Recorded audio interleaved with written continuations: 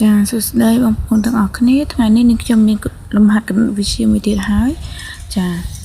គេឲ្យយើងចូលប្រាប់ខ្ទង់និងតម្លៃតួលេខដែលគូសពីក្រោមក2.135ចាអញ្ចឹងយើងឃើញចំនួននេះគឺជាចំនួនតួសភាគលេខ2នេះគឺគេហៅថាផ្នែកគុត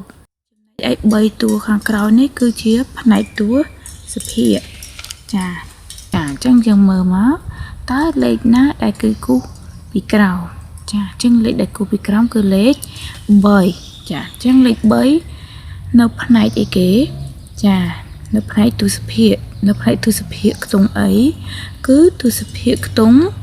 100ឥឡូវយើងចាប់ដើមសរសេរមក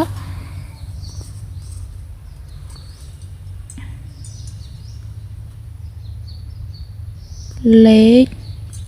3នៅខ្ទង់ភាគចាំកូនខ្លះអត់ទាន់ចេះរាប់ទេឥឡូវរាប់ម្ដងទៀតនេះគឺទស្សភាគភាគ10ទស្សភាគភាគ100ទស្សភាគភាគ1000ចាអញ្ចឹងលេខ3គឺស្ថិតនៅខ្ទង់ភាគ100លេខ3នៅខ្ទង់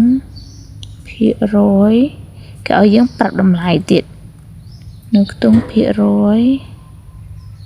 100មានតម្លៃចាតម្លៃវាគឺលេខ3ហ្នឹងគុណនឹង1ភាគចានៅខ្ទង់ភាគ100អញ្ចឹងគុណនឹង1ភាគ100ចឹងយើងចែកទៅគឺ 0.03 ចាអញ្ចឹងគឺវាមានតម្លៃប៉ុណ្ណឹងលេខ3នៅខ្ទង់ភាគ100មានតម្លៃ3គុណនឹង1ភាគ100ស្មើនឹង 0.03 ឥឡូវយើងមើលលំហាត់ខម្ដងចា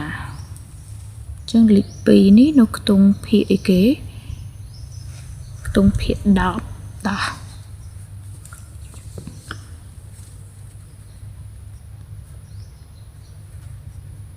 លេខ2នៅខ្ទង់ភាគ10មានតម្លៃចាមានតម្លៃគឺលេខ2ហ្នឹងគុណនឹង1ភាគ